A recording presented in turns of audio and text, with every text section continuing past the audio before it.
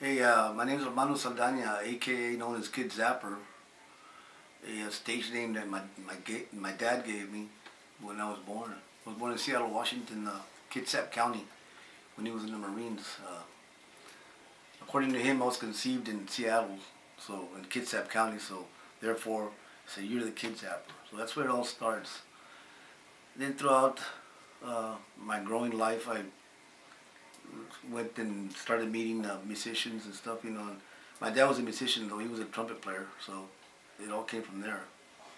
But during the '70s, I started hanging around with these musicians, real talented musicians, that I wanted to learn from them. So I started hanging around with them.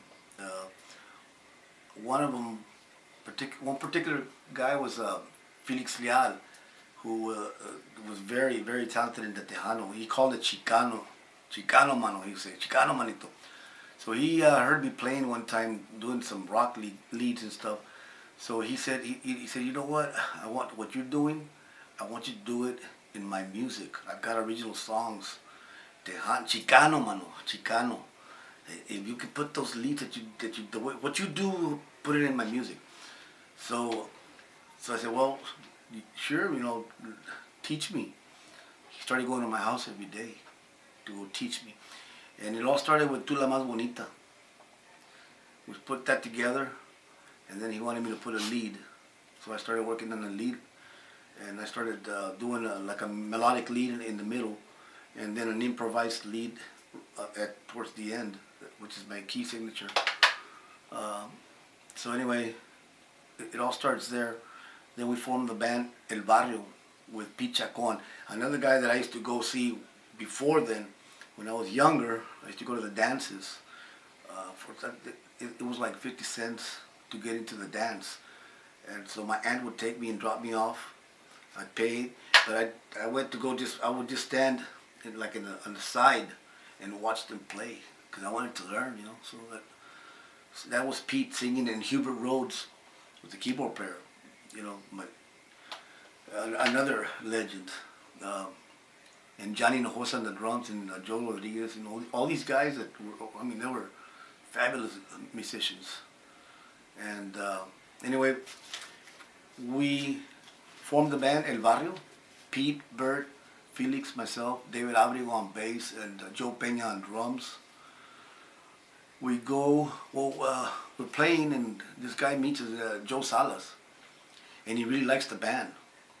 He said, I want to be your manager, so, I'll promote you. I'll get you gigs. I said, well, sure, man. So, in those days, whatever, So he started pushing us. He said, we got to record now, so I'm going to get you guys at the studio with Gilberto Perez. He only had $120.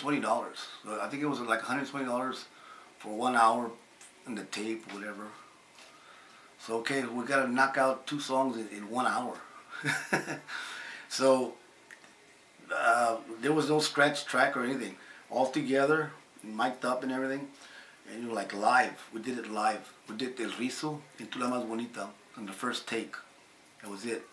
And a little bit of mixing here and there, balancing the sound. Gilberto did a pretty good job with the 2 takes, 1 take on each song. And this is the 45 of that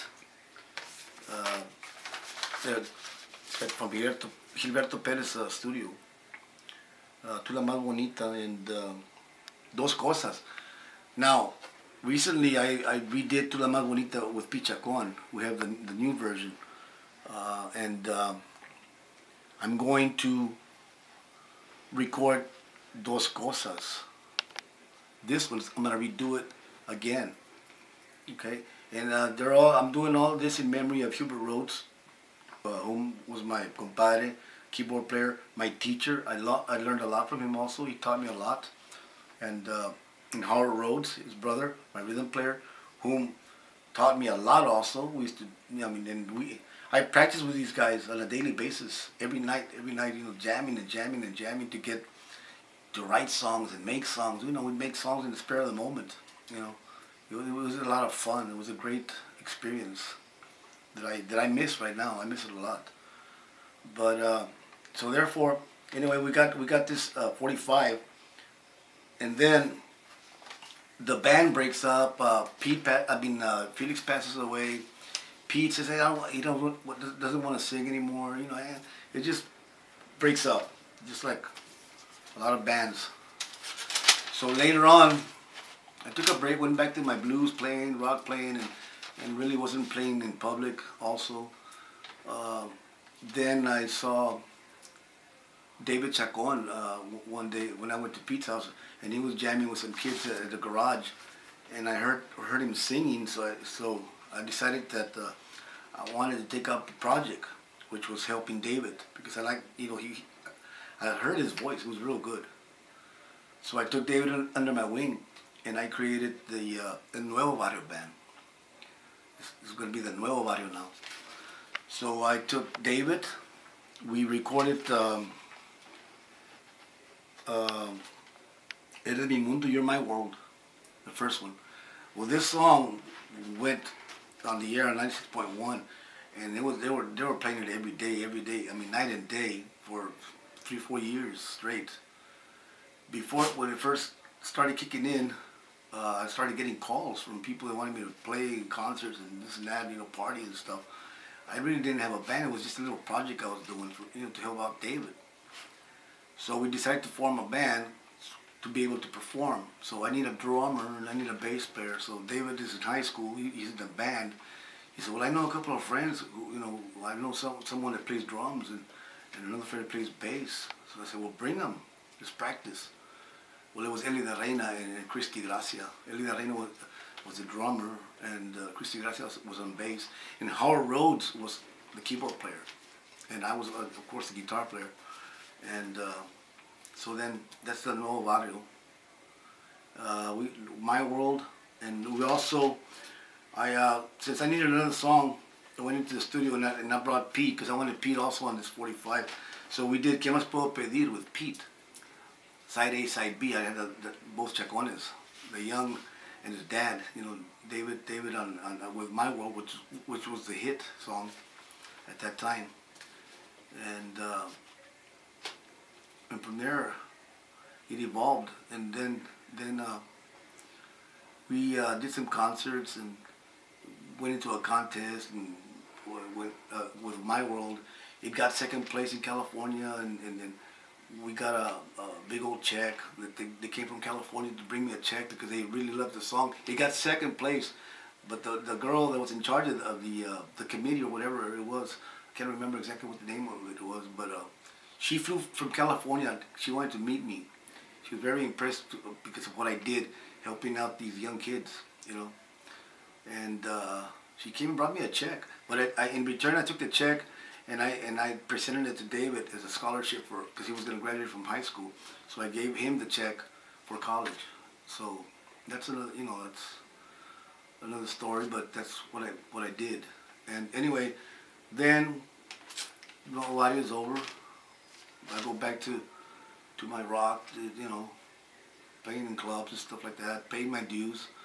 I get discovered by the Budweiser company. They want to be my sponsor because I was, sliding with a guitar with a bottle, Bud Light bottle. It happened to be a Bud Light bottle. So they said, "We want to sponsor you." So they gave me a guitar for me to use when I performed. And I did that for quite a few years. Then I met Sylvia G. Escala at a club.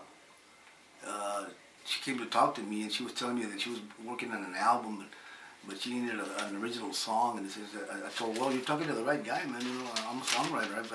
I write Tejano, I write everything." So I said, "Look, you know what? I've got a song for you. Go to my house. This is where I live." She comes over and brings her brother with a keyboard. So I introduced her to this particular song, and then I said, "You know what? I've got this other song that I wrote and recorded with Eli de Reina, and it's called Dime. Why don't we bring it back and do that one? I think you'll do great with that one." So she went ahead and did it, and they did really, really good with that song, Dime. It's on their Escala album, the first album. So that the moral story of that is that it got me back into the Tejano scene again. So then I started performing with her, helping her out and stuff on guitar and, making appearances and stuff. And then I met the Yanez brothers, Jesse Yanez. And they were helping Escala also on the accordion. So one night I go there to practice, and Jesse's there. And then he goes outside, on a break, comes back in. He didn't realize who I was. Then he realizes that it's a kid Zapper. Oh, wow. So he clicks with me, and we clicked. And then we went in another direction and started recording some of my songs. We did Nuestro Amor, and we did Ya No Me Quieres as the Yanez brothers and Kid Zapper. And then we did, I did Tequila Patron that Julian wrote. Another guy that's really, really talented, El Huelo Palmas. So what happened was that from there, I realized that we need a label, and we need this, to really make it legit. We're recording, but what are we gonna do? We're gonna go sign a contract with Freddie Records or Hacienda, or with who? So I said, you know what? We don't have to go sign with nobody, man. I've got my own label. I've got Body Records, man. You know what? We're gonna go under Body Records. That way, we're not controlled by anybody. We do what we want. We'll play where we play, when we want to play, and if we want to just do studio, we'll do studio, and so forth. So that's what we did. And from there, I built my recording studio, Nuevo Barrio Records studio. So right now, things are really looking good. What I'm really doing, I'm going back to where I started helping the Nuevo Barrio kids, and now I'm helping out los Yanez. I helped them out, and in turn they helped me out really, because they helped me out by singing my songs and helping me with the arrangements and everything. So I give them a lot of credit for getting me started again. And in fact, we're still working. Jesse and I are still working together. Julian and I are working together. All three of us. We have different projects, but we're still together under Body Records.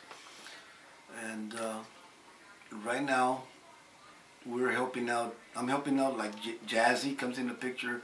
We've got some other artists that are out there. They're not Tejanos. They're rocks. I'm gonna help whoever. That's what I'm trying to do right now. Okay. Se fue muy larga esto.